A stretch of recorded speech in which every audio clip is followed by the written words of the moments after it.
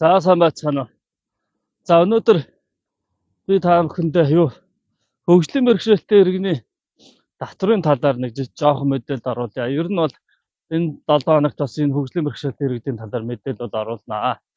За өнөөдөр хөгжлийн бэрхшээлтэй иргэн орон сууцаа зарахтаа 2% татвар төлөөд явж гин мэдэхгүй бол за хэрвээ өөрөө энэ хуулиа мэддэг байвал яах вэ гэхээр 2% татвар төлөхгүй зарах боломжтой байхгүй юу? Тэгэхээр яах вэ гэхээр хөгжлийн бэрхшээлтэй иргэн маань байраа зарахтаа гэрээ хийхээс өмнө нөгөө юугаа яана нэ гэрчилгээгийнхаа нөгөө бичиг баримтныхаа эхний нүрийг ханаандаад тэгээ татвар дээр явж чад өстөө өгнө.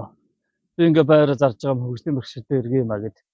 За ингээд өстөө өгөөд яах вэ гэхээр дараа нь байраа нөгөө натраатаа гэрээ мэрээ хийгээд ингээ зарчих болно. Тэгэхээр энэ хууль хязгаар гарсан бэ гэхээр 2020 оны 1 сарын 1-ээс хэрэгжиж байгаа байхгүй юу?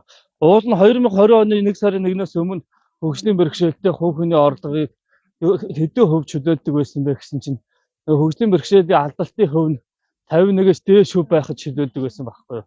Гэсэн чинь 20 оноос яах вэ гэхээр энэ хувийг авч хаяад 50% өгөхгүйгээр ер нь хувь харгалзахгүй болгосон. Тэгэхээр энэ орон сууцаа зарахад татвар төлөхгүйгээр зарах нэлээд олон хүн бол нэмэгдсэн гэж ойлгож байна. Харин тэр хүн маань өөрөө энэ хуулиа мэддэг байх хэвээр. Хуулиа мэдэхгүй бол тэгэл натраат дээр очиж гэрээ хийгээл юу яачих. Тэгэл нөгөө татвараа төлгөөл цааганаасаа тэгнэ. Тэгэл татврын төлөвлөлөд явчих штеп. Тэр манайхан анхаараарай. Хэппи иргэн. За нэлээд хэдэн төрлийн татвараас хөнгөлөгдөгөө. За эднэрийг би дараа нь тэгээ тайлбарлана. За баярлалаа.